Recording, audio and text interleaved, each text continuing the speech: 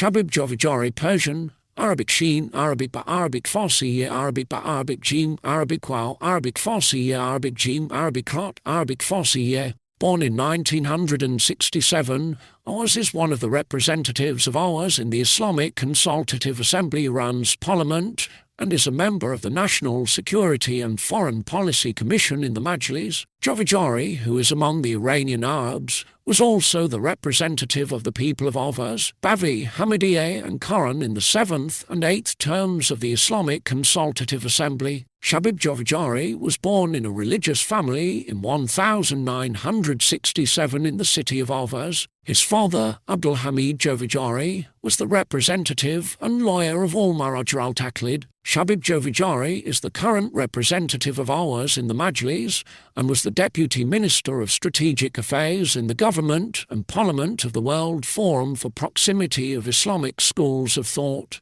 He was also the chairman of the Parliamentary Committee of the Secretariat of the Supreme National Security Council and ambassador of the Islamic Republic of Iran to the Republic of Sudan and Eritrea.